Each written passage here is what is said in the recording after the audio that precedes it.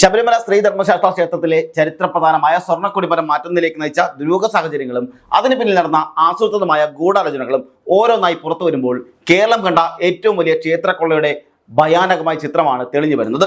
1970-ൽ ഭക്തജനങ്ങളുടെ കാണിക്കയും കഠിനാധ്വാനം കൊണ്ട് പടുത്തുയർത്തിയ ആ സ്വർണ്ണക്കൊടിമരം വെറുമൊരു മരത്തടിയായിരുന്നില്ല, മറിച്ച് കോടിക്കണക്കിന് അയ്യപ്പ ഭക്തരുടെ വിശ്വാസത്തിന്റെയും സമർപ്പണത്തിന്റെയും പ്രതീകം കൂടിയായിരുന്നു. എന്നാൽ 2011-ൽ തുടങ്ങിയ നിഗൂഢമായ നീക്കങ്ങളിലൂടെ ഈ പുണ്യസ്മാരകത്തെ തകർക്കാനും അതിലെ അമൂല്യമായ സ്വർണ്ണശേഖരം തട്ടിയെടുക്കാനുമുള്ള ഗൂഢാലോചനയാണ് ദേവസ്വം ബോർഡിലെ ഒരു വിഭാഗം ഉന്നത ഉദ്യോഗസ്ഥരും രാഷ്ട്രീയ സ്വാധീനമുള്ളവരും ചേർന്ന് നടപ്പിലാക്കിയത്. 2017-ൽ പുതിയ കൊടിമരം സ്ഥാപിച്ചപ്പോൾ പഴയ കൊടിമരത്തിലെ അമൂല്യമായ വാജി വാഹനം ഉൾപ്പെടെയുള്ള സ്വർണ്ണശേഖരം ഉന്നത ഉദ്യോഗസ്ഥർ കൈക്കലാക്കിയെന്ന കണ്ടെത്തൽ ഈ വിശ്വാസവഞ്ചനയെ ആഴം വ്യക്തമാക്കുന്നതാണ്. 2011 നടന്ന ആസൂത്രിതമായ ചായം പൂശൽ തട്ടിപ്പായിരുന്നുവെന്ന് ഈ വൻകൊള്ളയ്ക്ക് കളമൊരുക്കുന്ന നിഗമനത്തിലേക്ക് അന്വേഷണ സംഘം എത്തുമ്പോൾ അത് ഭക്തലക്ഷങ്ങളെ വല്ലാതെ മുറിപ്പെടുത്തുന്ന കൂടിയാണ്. ശബരിമലയുടെ ഐശ്വര്യത്തിന്റെ വിഘാതമായ രീതിയിൽ 2011 ഡിസംബറിലാണ് കൊടിമരത്തിൽ ആദ്യമായി ഗുരുതരമായ കൃത്രിമം നടന്നത്.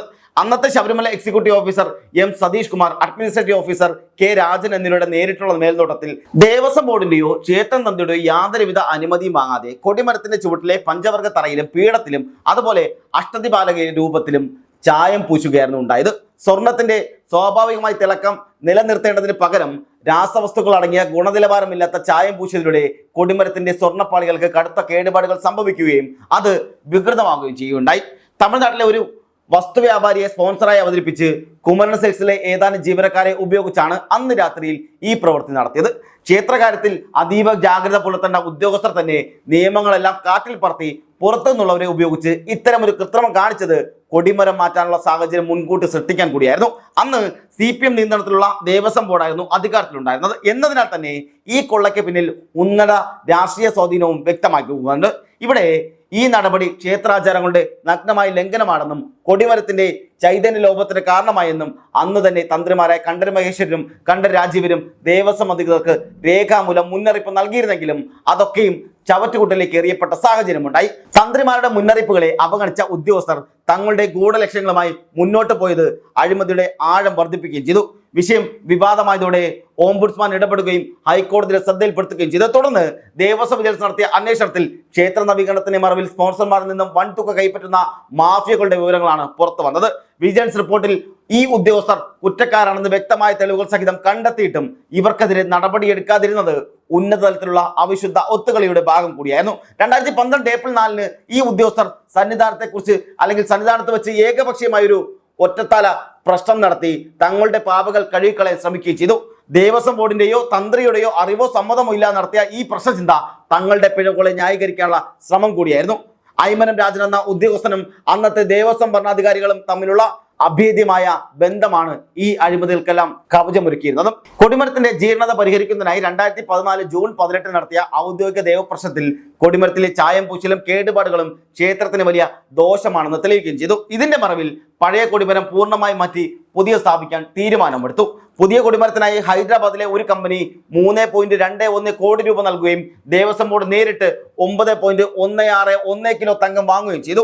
2017 ജൂൺ 25-ന് പുതിയ കൊടിമരത്തിന്റെ പ്രതിഷ്ഠാ കർമ്മങ്ങൾ നടത്തുകയും ചെയ്തു. എന്നാൽ പഴയ കൊടിമരം അഴിച്ചു മാറ്റിയപ്പോൾ അതിലുണ്ടായിരുന്ന കിലോ കണക്കിന് സ്വർണം എവിടെ പോയി എന്ന ചോദ്യത്തിന് ആരും കൃത്യമായ ഉത്തരം നൽകിയില്ല. പഴയ കൊടിമരത്തിന്റെ മുകളിൽ പ്രദർശിക്കുന്ന പഞ്ചലോഹത്തിൽ നിർമ്മിച്ച തങ്കം പൊതിഞ്ഞ 11 കിലോ തൂക്കമുള്ള വാജി വാഹനം അന്നത്തെ ബോർഡ് പ്രസിഡന്റ് പ്രയാർ ഗോപാലകൃഷ്ണന്റെ സാന്നിധ്യത്തിൽ തന്ത്രി രാജീവർക്ക് കൈമാറി എന്നായിരുന്നു ഔദ്യോഗികമായ രേഖകളിൽ വരുത്തി തീർത്തത്. എന്നാൽ നിയമപ്രകാരം സ്ട്രോങ് റൂമിലേക്ക് മാറ്റി സൂക്ഷിക്കേണ്ട ഈ അമൂല്യ വസ്തു അവിടെ എത്തിയില്ലെന്ന് മാത്രമല്ല, പകരം അത് ചില ഉദ്യോഗസ്ഥരുടെ സ്വകാര്യ സ്വത്തായി മാറുക കൂടി ചെയ്തു. വർഷങ്ങൾക്കിപ്പുറം പ്രത്യേക അന്വേഷണ സംഘം ഈ വാഹനം കണ്ടെടുത്തതോടെയാണ് ഭക്തർ ഞെട്ടിക്കുന്ന സത്യങ്ങളെല്ലാം തിരിച്ചറിഞ്ഞത്. ഈ വാഹനം കാണാതായതും പിന്നീട് കണ്ടെത്തുന്നതും കേവലം ഒരു ക്രമക്കേടല്ല, മറിച്ച് 2011 മുതൽ ഘട്ടം ഘട്ടമായി ആസൂത്രണം ചെയ്ത വലിയൊരു ഗൂഢാലോചനയുടെ ഭാഗം കൂടിയാണ്. പഴയ കൊടിമരം മാറ്റിയാൽ മാത്രമേ അതിലടങ്ങിയിരിക്കുന്ന കൊടികളുടെ സ്വർണം കൈക്കലാക്കാൻ സാധിക്കുകയുള്ളൂ എന്ന് തിരിച്ചറിഞ്ഞ ഉദ്യോഗസ്ഥർ അതിനായി ആദ്യം ചായം പൂശി കൊടിമരം നശിപ്പിച്ചു. പിന്നീട് അത് മാറ്റാനുള്ള സാഹചര്യം സൃഷ്ടിക്കുകയും ചെയ്തു. ഒടുവിൽ അഴിച്ചു മാറ്റിയ അമൂല്യ സ്വർണ്ണശേഖരങ്ങൾ മോഷ്ടിച്ചു. വാജി വാഹനത്തിന് പുറമെ പഴയ കൊടിമരത്തിലെ അഷ്ടദിക്പാലക രൂപങ്ങൾ, പീഠത്തിലെ സ്വർണ്ണപ്പാളികൾ എന്നിവയും സുരക്ഷിതമാണോ എന്ന കാര്യത്തിൽ ഇപ്പോഴും ദുരൂഹത നിലനിൽക്കുകയും ചെയ്യുന്നു. 11 കിലോ തൂക്കമുണ്ടായിരുന്ന ഈ വാഹനത്തിൽ എത്രത്തോളം സ്വർണം ഉണ്ടായിരുന്നു എന്നും അത് എന്തെങ്കിലും കൃത്രിമം നടന്നിട്ടുണ്ടോ എന്നും ഫോറൻസിക് പരിശോധനയിലൂടെ മാത്രമേ കണ്ടെത്താൻ സാധിക്കുള്ളൂ. അയ്മന രാജൻ എന്ന ഉദ്യോഗസ്ഥനും അന്നത്തെ ദേവസ്വം പ്രമുഖരും ചേർന്ന് നടത്തിയ ഈ കൊള്ള ശബരിമലയുടെ പവിത്രതയ്ക്ക് ഏൽപ്പിച്ച ആഘാതം ചെറുതൊന്നുമല്ല. ശബരിമലയിലെ സ്വർണ്ണക്കൊള്ളയുമായി ബന്ധപ്പെട്ട ഈ കേസിൽ അന്വേഷണം ഇപ്പോൾ നിർണായകമായ ഘട്ടത്തിലൂടെയാണ് കടന്നു പോകുന്നത്. ഉന്നതരായ പലരും കുടുങ്ങുമെന്ന ഭീതിയിലാണ് ദേവസ്വം ബോർഡിലെ ഒരു വിഭാഗം ഉദ്യോഗസ്ഥരുമുള്ളത്. ഭക്തരുടെ കാണിക്കപ്പണം കൊണ്ട് വാങ്ങിയ സ്വർണം തട്ടിയെടുക്കാൻ കാവൽക്കാർ തന്നെ കള്ളന്മാരായ സാഹചര്യം വിശ്വാസ സമൂഹത്തെ അംഗീകരിക്കാനാവില്ല. അവർക്കത് അംഗീകരിക്കാൻ കഴിയുന്നുമില്ല.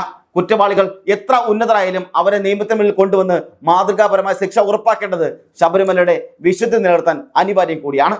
ദൈവ ചൈതന്യം കൂടിക്കൊള്ളുന്ന ശ്രീകോവിലിന് മുന്നിലെ കൊടിമരത്തിന് പോലും കൈവയ്ക്കാൻ മടിക്കാത്ത ഇത്തരക്കാരെ നിയമത്തിന്റെ ഉരുക്കുമുഷ്ടി കൊണ്ട് അടിച്ചമർത്തുക തന്നെ വേണമെന്നാണ് ഭക്തജനങ്ങൾ ഓരോരുത്തരും പറഞ്ഞു വെക്കുന്നത്. വരും ദിവസങ്ങളിൽ കൂടുതൽ വെളിപ്പെടുത്തലുകൾ ഉണ്ടാകുമെന്നും ഈ സ്വർണ്ണക്കൊള്ളയിലെ മുഴുവൻ പ്രതികളും അഴിക്കുള്ളിലാകുമെന്നും ഭക്തരെല്ലാം പ്രതീക്ഷിക്കുന്നുണ്ട്. ഇത് കേവലം അഴിമതിയല്ല, മറിച്ച് ലോകമെമ്പാടുമുള്ള അയ്യപ്പ ഭക്തരുടെ വിശ്വാസത്തിന്റെ നേരെ നടത്തിയ ഏറ്റവും വലിയ ചതിയാണ്.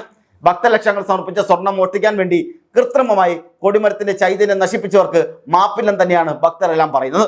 പഴയ കൊടിമരത്തിലെ സ്വർണം ഉരുക്കി പുതിയതാക്കി മാറ്റുന്നതിലല്ല, മറിച്ച് പഴയത് മാറ്റുമ്പോൾ ലഭിക്കുന്ന അമൂല്യ വസ്തുക്കൾ തട്ടിയെടുക്കുന്നതിലായിരുന്നു ഉന്നതരുടെ ലക്ഷ്യമെന്നത് പകൽ പോലെ വ്യക്തവുമാണ്. ഈ അവിശുദ്ധ കൂട്ടുകെട്ടിനെ വേരോടെ പിഴുതറിയാൻ ശക്തമായ നിയമ നടപടികൾ തുടരേണ്ടതുണ്ട്. വരും ദിവസങ്ങളിൽ SITയുടെ അന്വേഷണത്തിൽ കൂടുതൽ ഞെട്ടിക്കുന്ന വിവരങ്ങൾ പുറത്തു വരുമ്പോൾ കേരളം കണ്ടിട്ടുള്ളതിൽ വെച്ച് ഏറ്റവും വലിയ നിഗൂഢമായ ക്ഷേത്രക്കൊള്ളയുടെ പരിസമാപ്തി കുറിക്കപ്പെടുകയും ചെയ്യും. ശബരിമലയുടെ പരിശുദ്ധി കാത്തു സൂക്ഷിക്കാൻ വിശ്വാസികൾ ഒറ്റക്കെട്ടായി നിൽക്കേണ്ട സമയമാണെന്നാണ് ഏവരും ആവർത്തിച്ച് പറഞ്ഞു വെക്കുന്നത്.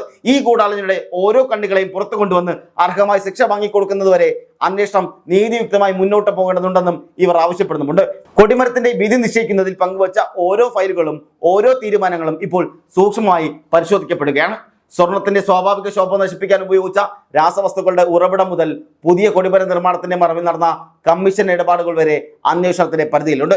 ശബരിമല പോലെ ഒരു മഹാക്ഷേത്രത്തിൽ ഇത്തരമൊരു ഗൂഢസംഘം പ്രവർത്തിച്ചു എന്നതിനെ ഭയാനകം കൂടിയാണ്.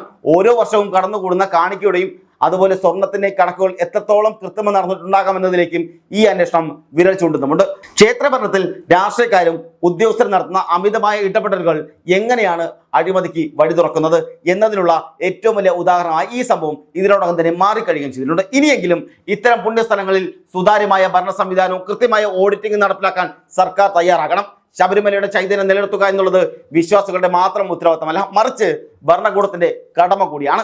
ആ കടമ നിറവേറ്റുന്നതിൽ പരാജയപ്പെട്ട ഓരോരുത്തരും ഈ മഹാപാപത്തിന്റെ ഉത്തരവാദിത്തം ഏറ്റെടുക്കേണ്ടി വരും. വരും നാളുകളിൽ കോടതിയുടെ നിരീക്ഷണത്തിൽ നടക്കുന്ന ഈ അന്വേഷണം സത്യം പുറത്തു കൊണ്ടുവരുമെന്ന് നമുക്ക് പ്രത്യാശിക്കുകയും ചെയ്യാം.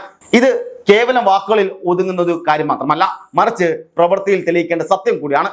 ഇനിയെങ്കിലും ഇത്തരം പുണ്യസ്ഥലങ്ങളിൽ സുതാര്യമായ ഭരണ സംവിധാനവും കൃത്യമായ ഓഡിറ്റിംഗ് നടപ്പിലാക്കാൻ സർക്കാർ തയ്യാറാകണം. ശബരിമലയുടെ ചൈതന്യം നിലനിർത്തുക എന്നത് വിശ്വാസികളുടെ മാത്രം ഉത്തരവാദിത്തമല്ല, മറിച്ച് ഭരണകൂടത്തിന്റെ കടമ കൂടിയാണ്. ആ കടമ നിറവേറ്റുന്നതിൽ പരാജയപ്പെട്ട ഓരോരുത്തരും ഈ മഹാപാപത്തിന്റെ ഉത്തരവാദിത്വം ഏറ്റെടുക്കേണ്ടി വരും. വരും നാളുകളിൽ കോടതിയുടെ നിരീക്ഷണത്തിൽ നടക്കുന്ന ഈ അന്വേഷണം സത്യം പുറത്തു കൊണ്ടുവരുമെന്ന് നമുക്ക് പ്രത്യാശിക്കുകയും ചെയ്യാം. ഇത് കേവലം വാക്കുകളിൽ ഒതുങ്ങേണ്ട ഒന്നല്ല എന്നാണ് ഭക്തങ്ങളെല്ലാം ആവർത്തിച്ച് പറയുന്നത്, മറിച്ച് പ്രവൃത്തിയിൽ തെളിയിക്കേണ്ട കാര്യമാണെന്നാണ് ഇവരെല്ലാവരും പറയുന്നത്. അയ്യപ്പന്റെ മണ്ണിൽ അധർമ്മം പ്രവർത്തിക്കുന്നവർ ആരും രക്ഷപ്പെടില്ല എന്ന വിശ്വാസത്തിന് അടിവരയിടുന്ന ഒന്നായിരിക്കണം ഈ കേസിന്റെ വിധിയെന്ന് പ്രതിപക്ഷവും ഭരണപക്ഷത്തിലുള്ളവരും അതുപോലെ BJPയിലുള്ളവരും അടക്കം ആവർത്തിച്ച് പറയുകയും ചെയ്യുന്നു. ഇവിടെ ആരാണ് തെറ്റെന്ന് അവർ കൃത്യമായി ശിക്ഷ അനുഭവിക്കണമെന്ന് തന്നെയാണ് ഇതിൽ പറയേണ്ടതും.